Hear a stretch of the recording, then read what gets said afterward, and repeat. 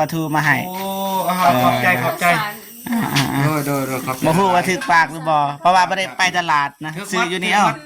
ซื้อหมดโดยให้น้องซาดีเพิ่นถอดจังหน่อยบ่สุกแล้วบ่สุกแล้วโอเคกันนั่นน่ะกินอย่างเดียวจะหน่อยทากินข้าวนำกันเด้อนะเด้อดูคอยกินแล้วคอย กินแล้วแหละคอยกระทือเองเขาคอยกับใครโอ้ถือเขาไว้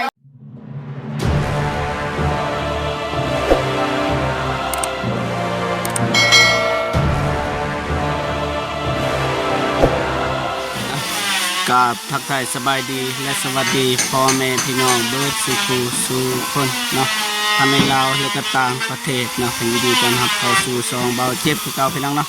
วันนี้เบาเจ็บก็ได้เดินทางมาคนเดียวพี่น้องเนาะไอเตียงแล้วก็ทีมงานยังมาทันมาพี่น้องเนาะเบาเจ็บก็เลยมาอัปเดตก่อนพี่น้องเนาะเพื่อให้พี่ให้น้องได้เห็นบรรยากาศยามสวยๆพี่น้องเนาะวันนี้ก็บ่มีอย่างไร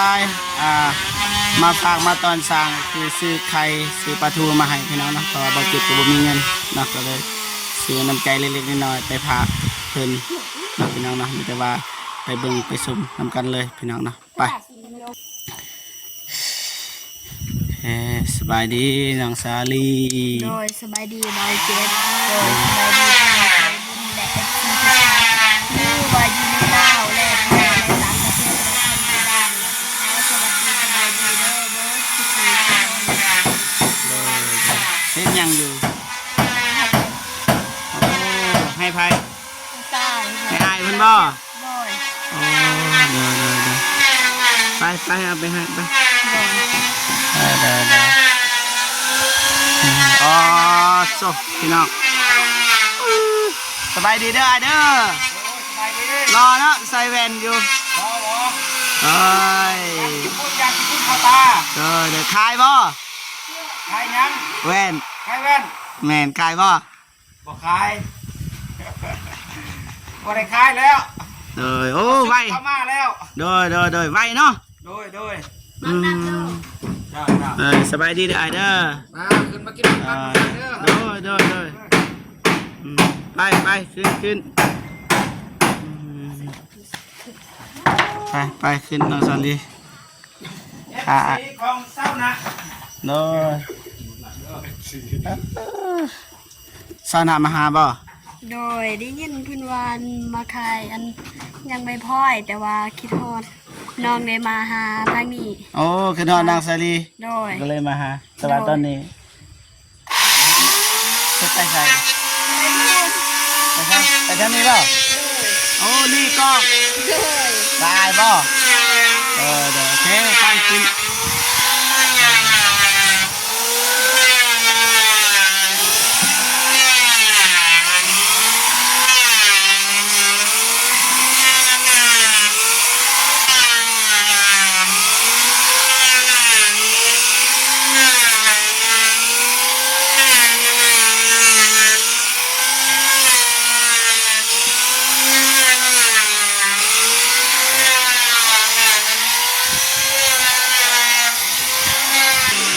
โอเคพ่อพี่น้องนะเบาเจ็บกับบ่มีอย่างไร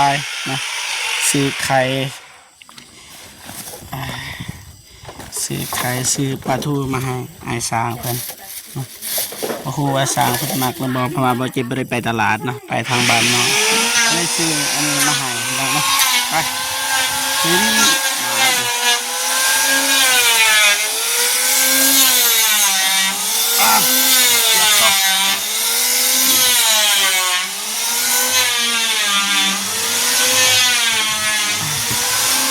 สบายดีเด้อโอ้วานบ่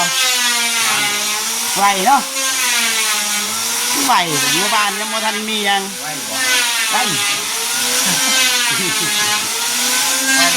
เฮาว่าช้าเด้อโอ้ไหวได้นี่ปุ๊บปั๊บนี่แล้วเบิดก็คือว่าเบื้องดินแล้วเบิด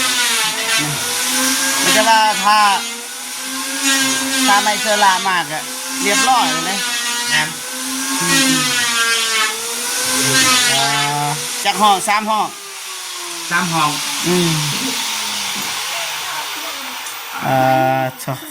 คัก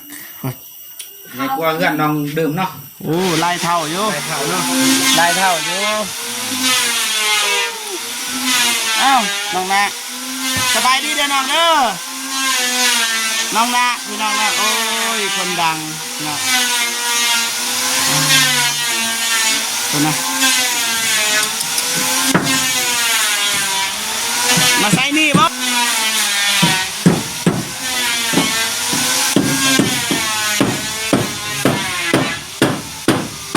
ครับใหญ่พี่น้องนะไปห้องไพ่นี่ห้องน้องสาลีบ่ ของแม่เพิ่น ห้องแม่ทางกลางห้องไพ่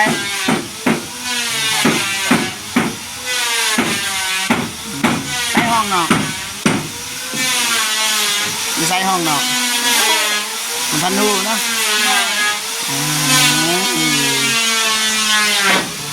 ไว้ดิจะได้เตียงมาก็เรียบร้อยเลยเพิ่นว่าอ้าวไว้ว่าพี่น้องเนาะติดวงกบเรียบร้อยเบิดเลยว่าเลยไก่แล้วสิได้บ้านใหม่แล้วดีใจบ่ ดีใจ เมื่อยบ่ของหวานเลย เมื่อย ได้เงิน ได้เงินกับให้เอเดอร์มาอย่างมัน โอ้เงิน100,000นี่น้องเอาไปใส่ยังให้แม่เท่าเราเห็นยัง เรียน ให้แม่เท่าเนี่ย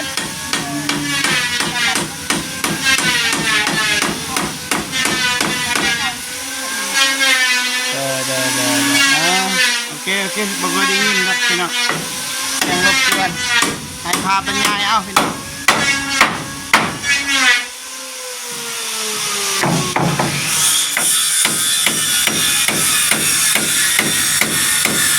บ้านเทวดา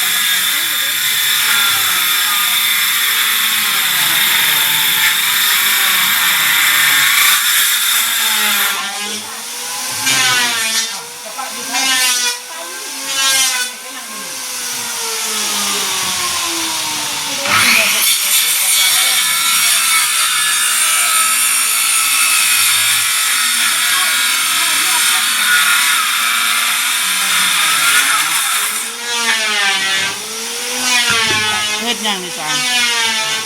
โอ้เดี๋ยวอันนั้นเต็งนะ โอ้เฮ็ดลูกติงมัน โดยลูก โอ้ลูกนี่อ๋อมาซื้อเอาเฮ็ดเอาก็ได้สร้างเพิ่นเอาน้องน่ะสบายดีเนาะสบายดีกล้องแน่โอ้ยไปจะได้มาจังได มาขายถ้อย มาขายฟอย โดย ก็เลยแวะมาหาน้องซาลี โดยก็เลยแวรีทำน้องคารีนะ อ๋อ โดย จะได้เรื่องนี้เรื่องสินใส่เบิดแล้วบ่ เป็นยาติดระยะ15,000 บ่ใส่ก็ได้อายเพิ่นบ่ว่า บ่แต่เฮาใจเฮาอยากใส่เด้เฮากระเทินทางปากว่าเฮายืมน้ำเพิ่นเนาะแล้วเฮาหาปากแล้วเฮาก็ต้องมีสัญญาเอาเฮายืมเฮาก็ต้องส่งเพิ่นบ่แม่นว่าเฮาสิไปตัวเพิ่นแม่จะได้เฮาถือว่าเฮาสิเป็นคนอันนี้เฮาก็ต้องสัตย์ซื่อสุจริตคำว่ายืมก็คือว่ายืมหันน่ะอ้าย แม่น มาขายฟอยอยู่ทุ่งวาย โดย ขายเบิดแล้วบ่ หมดแล้ว กำไรได้หลายบ่ บ่ฮู้ บ่ได้นับ บ่ได้นับ โดย จักการมื้อนี้ 10กะ 10กา ได้50,000 50,000 โดย ย่างมา แม่น โยย่างมาแต่จักโมง แต่5โมง 5โมง โดย ตอนนี้ก็ ย่างรัดตามบ้านน้องลืม 11โมงแล้วพี่น้องย่างลัดเอา แม่นย่างรัดตามบ้านน้องเดิมไป ป้าไปซื้อไอ้นั่นไปซื้อกล้วยให้น้องเดิมคือว่าน้องเดิมอยู่พอดีน้องเดิมกับบ่อยู่ก็เลยพากับน้าสาวเรา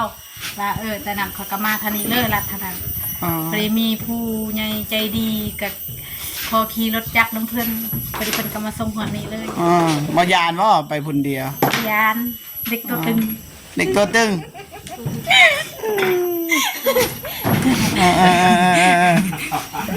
บัดจะหน่อยเมื่อน้ำไผ่จะหน่อยนี่ เมื่อน้ำบ่เจ็บ ว่าไปบางทีเบาเจ็บเบาเมื่อได้เสียจังได้สัก บ่เจ็บบ่เมื่อเองเนาะ บัดเบาเตียงสิทาเบาเตียง บ่ อ้าวใช้ไว้สิใส่นี่ ใส่นี่บ่เตียงแล้วก็เมื่อ เมื่อกี้รถน้ำอายเพิ่นบ่ บ่คอยยันขมเมารถ ขี่ทางล่างเอ้า ขี่ทางหลังก็เมาไว้ อ้าวเซ็ตบาทนี่บ่เมื่อยบ่ย่างไปย่างมา เข้าอยู่บ่ เมื่อยก็เฮ็ดอะไรก็เมื่อยนั่นเฮ็ดเมื่อยก็สู้ชีวิต บ่เรือบ่ เพื่อเลี้ยงตัวเองทุกสมัยก็สู้ชีวิตบื้น เข้าอะไร เพื่อว่าให้ชีวิต ก็เข้าแล้วของตัวเองแซ่บ่เป็นเฮ็ดเพื่อว่าให้ตัวเองมีกินอยู่กินได้ เป็นเซียวกันบ่กับน้องสาลีนี่ บ่เราเป็นเอื้อย น้องสาลีเป็นเอื้อย โดย 14 ปีนี่ 14ก็เฮานับถือเราเป็นเอื้อย อ๋อบ่นับถือแบบเป็นเซียวหยังบ่ บ่ โอเคโอเคไอ้แดงน้องก็บ่มีหยังหลายมื้อนี้ก็ซื้อไข่กับปลาทูมาให้ โอ้ขอบใจขอบใจโดยขอบใจ บ่ฮู้ว่าถึกปากหรือบ่เพราะว่าบ่ได้ไปตลาดนะซื้ออยู่นี่เอ้าซื้อมาโดย ให้น้องซาดีคนถอดจังหน่อย บ่สุกแล้ว สุกแล้วบ่ สุกแล้ว โอเคแค่นั้นนะ กินอย่างเดียว จะหน่อยทากินข้าวนำกันเด้อนะเด้อ ดูคอยกินแล้วแล้วคอย กินแล้วแหละ เนาะ คอยก็ถือเองเขาคอยกับไข่ โอ้ ถือเขาไว้เพื่อ ได้ละเพื่อมา ซื้อ เพื่อน ปลาทูวันนั้นแต่วัดเขา ฮู้บ่เดี๋ยวนี้นี่น้องดังกว่าน้องสาลี สาธุดังเลยทำที่ FC ได้ บ่คนฮักมีคนฮักมีคนด่าในหั่นแหละเสียงหัวพี่น้องขายบ่เสียงหัวนี่ อารมณ์บอกว่าเจ็บมื้อนี้น้องรู้สึกอารมณ์ดีนะ ลมดีเนาะมาหาน้องสาลีเนาะอ่าเจ้านะมานี่แหละประมาณนี้เลยพี่น้องนะการอัปเดตบ้านเทวดาพี่น้องนะมี3ห้องไงบางทีน้องน่ะเราก็อยากได้แบบนี้บัดนี้ แต่สันใดก็เอาพอแต่ว่าบ่เปียกก็พอแล้ว ซ้ำเก่าก็โอเคแล้วเนาะ โดย โอเคแล้ว มันก็ดีใจแล้วมาเบาเตียงแล้ว อืม เบาเตียงเรารุ่นเรือล้นทำนองกับปานนั้นแหละ เด้อ บ่ประมาทเรา เด้อแต่เป็นหยังคือบ่เอาเงินเบาเตียง เราก็ช่วยบ่ เงินที่เราให้คือบ่เอา ช่วยชาวนาคือกันแน่น เพ อน ราะว่าน้องมีความคิดว่าอีต้นบาเตียสงสารที่เราสวยมาหลายปานนั้นถึงเราซื้อของกินถึงซื้อของกินของอยากมาให้บ่แม่นว่าเฮาสิเห็นแก่โตว่าอยากได้เงินเพิ่นอีกบ่ข่อยบ่แม่นเป็นคนแนวนั้นบ่ได้เป็นคนแบบนั้น แต่ว่าคันน้องสลีเอาเบาเจ็บก็เอาเฮาเป็นคนซั่วแล้วบาดนี่ แต่นี่คนเฮาใจบ่คือกันเนาะ แม่นแต่ว่าน้องเป็นคนดีเด้อพี่น้องเอ้ยบ่ต้องด่าน้องเพิ่นหลายอีต้นน้อง โดย มาฝากเป็นFCเด้ออย่าด่าน้องอย่าด่าหมาน้องเพิ่นก็แบบหาเงินแบบทุจริตนั่นแหละพี่น้องเนาะทุจริตนี่ก็บ่มั่นใจพี่น้องนะเอาเจ็บบ่ฮู้ความห เส มาย ร็จแล้วขายพลอยขายกล้วย บ่ได้ขี้รักเด้ จำได้มีเราก็ขายตัวนั้น ได้ซ้ำใดแล้วก็เอาซ้ำนั้น คือว่านี่ก็คือว่าเงินค่าพลอยเขาเนาะตัวนี้เนาะนี่คือว่าเขา200,000มาก็สิส่งให้เขาครบนี่200,000เนาะเขาก็บ่ได้กินได้โลภเนาะเงินนี้แต่ว่าขายพลอยเขาตัวนี้นี่ขายเงินขายพลอยเขา200,000 ไม่ขายใหญ่คนหนึ่งครับ 200,000นี่ขายพลอยเขา กำไรแล้วก็ได้ ตัวนี้ก็คือว่ากำไรเนาะตัวนี้นี่กำไรนี่ได้ซ้ำนี้ โอ้ 10,000ได้10 20 30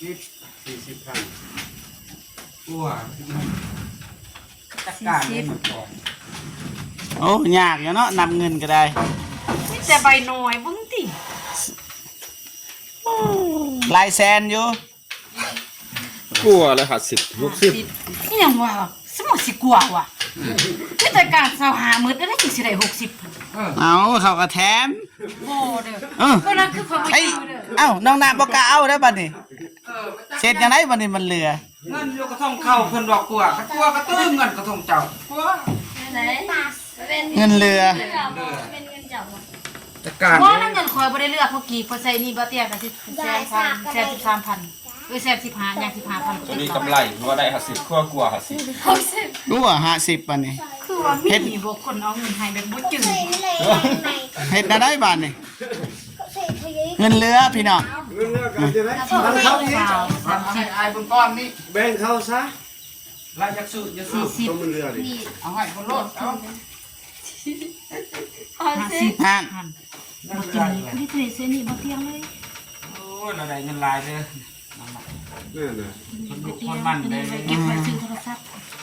เจ้า โทร โอ ศัพท์ เค สิได้เด้ว่าเก็บได้เก็บเงินได้ล้าน1แสนพอดี1แสน50,000หาอีกให้มันได้ล้าน โอ้ 9แสน ได้เท่าไรเลย ได้ล้าน1แสนเลย สุดยอดเลย เจ้าเท่านั้น ได้ล้าน1แสนเลย คัน โหดว่า50ตัวเงิน45 อ๋อ คัน ตอกรถ มัน45 เตะน้ำน้ำ 10นี่ แม่เลยคนในร้าน 40 ตอกต้นกับตอกกุดี โอเคโอเค คันว่าน้องบ่เจ็บ อัปเดตบ้านก่อนน้องเด้อ คันว่าบ่เจ็บมันก็บ่เจ็บเวลาบ่ร้องก็ได้ซื้อหาแม่เลยเขาก็ ลงก่อนพี่น้อง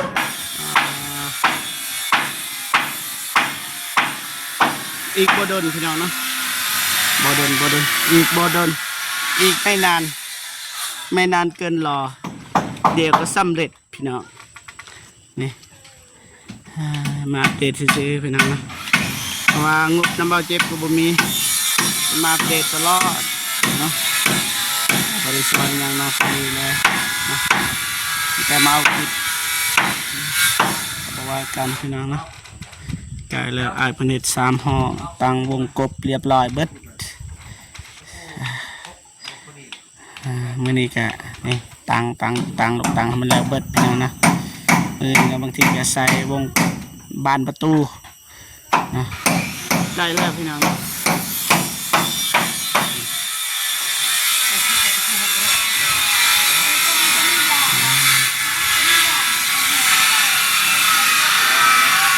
ครับ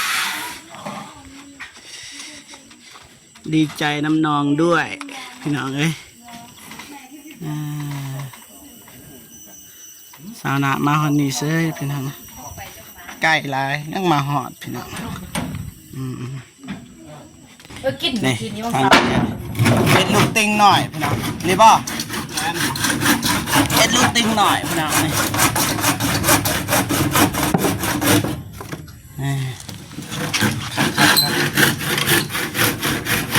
สบายดีแม่น้องสามีเลย ได้เจ็บสบายดีที่ว่าเจ็บสบายดีที่ของลาวทั้งไทยและว่าต่างประเทศขอสวัสดีสบายดีเด้อเก็บผู้ใหญ่ใจบุญสบายดี แจ่ว ตักสิว่าวแล้วเพื่อเพิ่นว่าพี่น้องเนาะบ่ว่ากัน มันลงปัดก็บ่คุณบ่ไปอ่ะ โอเคได้แล้วบ่เป็นหยัง บอกคุณถึงงานยานใหม่มันตกมาจะเท่าไหร่ยานคนตก ลองเบาโอ้เรือหัว อันนี้ก็เฮ็ดพี่น้องนะนี่ ไปเซ็นมาใส่กันมีเป็นทัน มื้อนี้นี่อาจจะอยู่นี่ ดีใจหลา มื้อย นี้นี่ตั้งลูกตั้งแล้วเบิดบ่อ้าย มาเจ็บ แล้วเบิดแล้ว แล้วเบิด บ่เจ็บ ว่า มาเจ็บให้บ่น้องซื้อเยอะ นั่นได ให้บ่ได้กิน ถามอ้ายว่าให้สูบยาบ่แบบนั้นบ่บ่สูบมันบ่ดี มันบ่ดีต่อสุขภาพ พยายามบ่เบาเจ็บนี่เขาก็เลยบ่กิน บ่สูบดีแล้ว แต่อดเอาแต่เจ็บแล้วเขาก็บ่สูบยาเขาอยากสูบก็อดเอาบ่เขาอยู่ไกลบ่สูบยาอดบ่ได้ก็ยิ่งท้องมันจะมี รู้สึกว่าเหม็นแบบน้องรู้สึกว่าหอมเนาะ บ่ได้น้องสูบบ่ติดเลย โอเคโดยยังจักมืออ้ายคิดว่าประมาณ14วันใกล้แล้วสั่น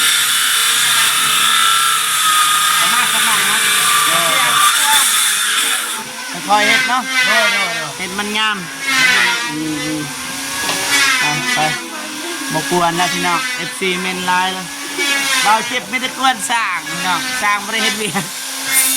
บกวนละจะทายพี่ให้น้องเบิ่งมันกันพี่น้องอีกทีเบิ่งมันกันทางนี้ในห้องเบิดพี่น้องนะนี่ทางนี้ก็สิขั้นทางนั้นก็สิขั้นพี่น้องนะนี่เป็น3ห้องเอื้อยสินอนอยู่ไสคิดว่าทางนั้นเลยเลือกไว้เรียบร้อยน้องสลีเด้ไปทางนี้พ่อแม่ทางกลางป้าพ่อเฒ่าแม่เฒ่าทางกลางบัดลูกเด้หมอลูกอยู่นอกก็ได้เฮ็ดแพ้กลางมานั่นต้นนอนนำกันแต่ยังไม่มีผู้บ่าวเด้ผู้บ่าวผลิตดัง มีผู้บ่าวเขาตั้งผู้บ่าวทันที่นอก โอ้เดี๋ยวเอาผู้บ่าวเลย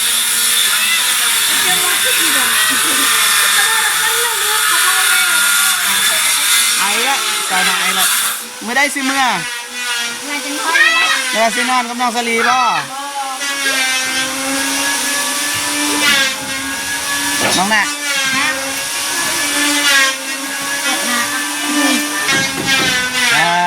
พ่อแม่พี่น้องเนาะยัง14 วันไอ้เพิ่นว่ารอถ่าได้บ่ได้เนาะโอเคพ่อแม่พี่น้องเนาะการอัปเดตบ้านก็ประมาณนี้พี่น้องนะสร้างเพิ่นจะตั้งลูกตั้งมื้อนี้ไอ้เพิ่นว่าเรียบร้อยเบิดนะมื้อคันมีเงินก็ซื้อไม่เสียหลากแอมเลยน้องนะโอเคไม่ได้ว่าน้องขอบคุณกับคุณนะฮะคุณใหญ่ใจดีทุกทานที่ให้การสนับสนุน ด้วย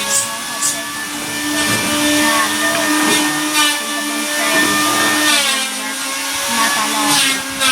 วลาเด้ออย่าได้คนไทยยังปรารถนาสิ่งใดขอให้ได้สิ่งนั้นสมปรารถนาไม่ว่าไปใช้หรือใช้นอกจากที่คุณเหตุธุรกิจกับน้องรับมือตามที่เด้อพอเด้อและเอฟซีทานนำเด้อ น้องนี่มีหน้าที่เฮ็ดหยังมื้อนี้แม่น